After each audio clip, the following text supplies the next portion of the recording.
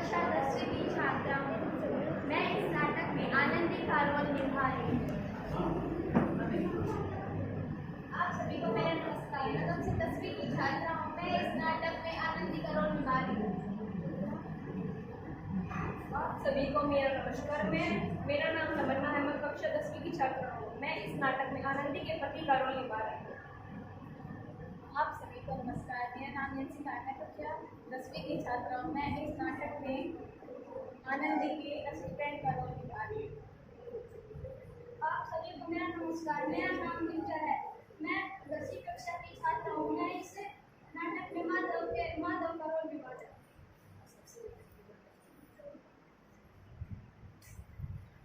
आप इतनी परेशान क्यों दिखाई देते हैं? परेशान तो रहूंगा ना पार्वती, आखिर एक बेटी का बाप जो हूँ। अब समय आ गया है कि उसके हाथ भी लेकर चल जाए। लेकिन हमारी आनंदी तो अभी सिर्फ 9 वर्ष की है और यह दिन तो उसके पढ़ने लिखने खेलने कूदने की है। पार्वती, लड़कियां पराया धन हो गया और उन्हें घर से जितना जल्दी विदा कर दिया जाए उतना ही अच्छा। और कल से आनंदी की पढ़ाई लिखाई करूँ। पर वापस मेरी गलती क्या है? आप मुझे पढ़ने क्यों नहीं देते? तेरी गलती यह है कि तू एक लड़की है। अगर तू तेरे हाथों में तो सिर्फ मेहंदी अच्छी लगती है। पर पापा, मुझे पढ़ना पसंद है। मैं पढ़ना चाहती हूँ। कल से तेरी पढ़ाई लिखाई में बहुत जगह लगाऊंगी। अगला जीवन है तुम्हारी ये कहानी। आंचल में है दूध और आंखों में है पानी। मुझे माफ कर दे बेटी, तेरे बाबू की जिद के आगे मेरी एक न चलेगी। मुझे माफ कर दे बेटी, मुझे माफ कर दे।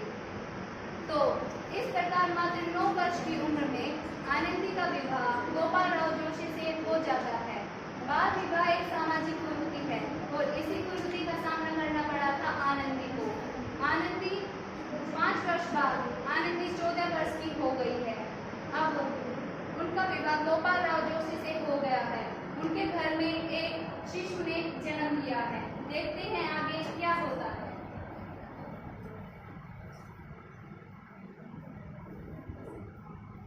देखिए मैं, इसे क्या हो गया है? अरे इसका माथा तो अंगार की तरह कप रहा है। लगता है इसे बहुत तेज बुखार है। आप ऐसे ही कुछ भी क्यों बोल रहे हैं? माधव, जल्दी से वैद्य जी को बुला के लाओ। अभी बात मैं इससे कुछ नहीं होगा। मैं अपनी देवता से पूछा करती हूँ। अरे नहीं, ये सब अंधविश्वास है आनंदी। नहीं, देखो, भगवान की कृपा से इसका माथा ठंडा हो रहा है और बुखार भी उतर रहा है। देखिए। नहीं, ऐसा नहीं हो रहा है। आंखें खोलो बेटा, आंखें खोलो। ये आंखें क्यों नहीं खोल रहा? आप कुछ बोलिए। आंखें खोलो बेटा, आंखें खोलो। आनंदी, अब ये कभी आंखें नहीं खोलेगा। अब ये मर चुका है। नहीं, ऐसा नहीं हो सकता। मेरे बेटे को मुझसे कोई नहीं छीन सकता। भगवान ने मेरा बेटा छीन लिया है। आनंदी, बंद करो ये पागलपन। भगवान ने नहीं, तुम्हारी शिक्षा और तुम्हारे अंधविश्वास को तुम्हारे बच्चे से। अगर तुम आज पढ़ी लिखी होती तो आज हमारा बच्चा जीवित होता। नहीं आनंदी, तुम अनपढ़ ही अनपढ़। नहीं हूँ मैं अनपढ़। अब मैं भी पढ़ूंगी ताकि किसी और आनंदी को अशिक्षा और अनपढ़ता के कारण अपना बच्चा न गंवाना पड़े। आनंदी, यही तुम्हारे अपराध के लिए प्रायश्चित है।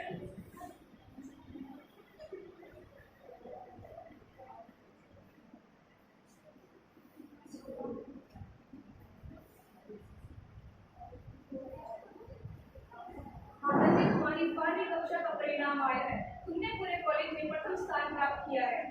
स्थान प्राप्त किया है? हाँ आनंदी।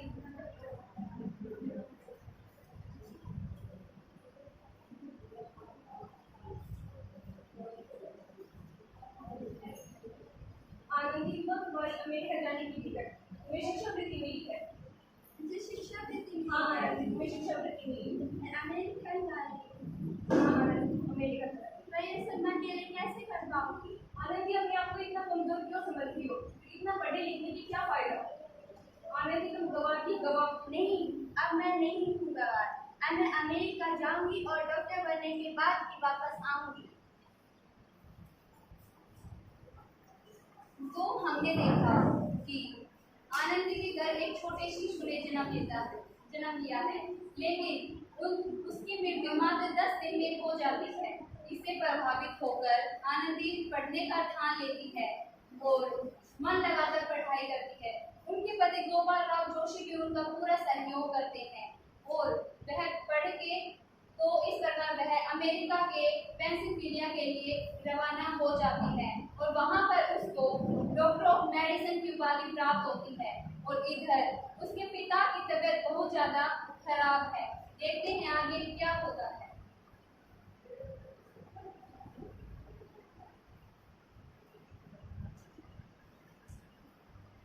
पार्वती, अब लगता है मेरे जानने का समय आ गया है।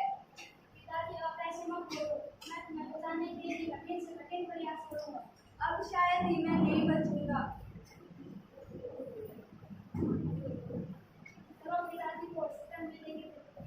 हाँ चलो, कम से कम दिल को तसल्ली तो हो जाएगी।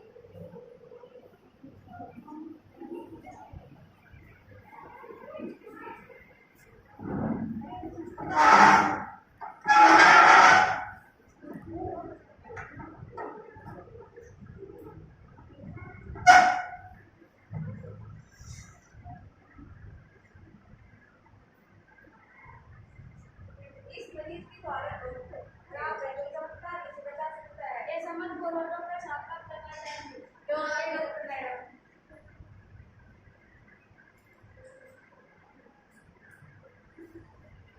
इस मरीज की हालत बहुत खराब है। इसे जल्दी से ऑपरेशन थिएटर में ट्रांसफर करो।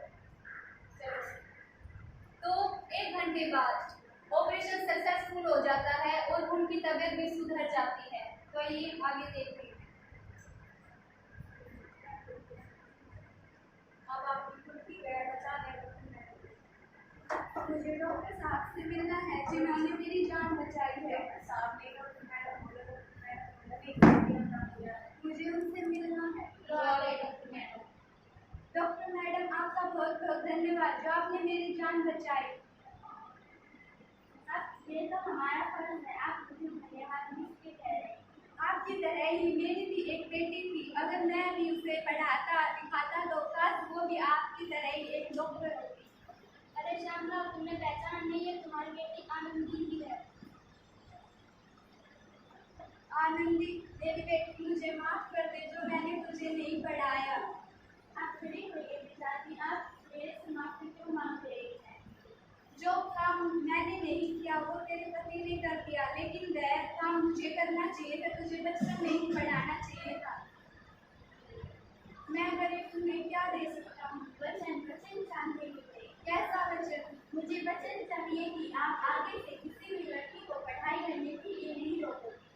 मैं यह वचन देता हूँ कि मैं आज के बाद किसी भी लड़की को पढ़ाने के लिए मना नहीं करूँगा। जिस तरह हमारी दोनों आंखें बराबर होती हैं, इसी तरह हमारे लिए हमारा बेटा और बेटी भी बराबर होनी चाहिए। तो इस प्रकार आनंदीबाई जोशी न केवल भारत की पहली महिला डॉक्टर बनी, बल्कि उन लड़कियों के लिए भी एक सुनहरा रास्ता खोला जो अब कुछ करना चाहती थी। मैं आप सभी से यही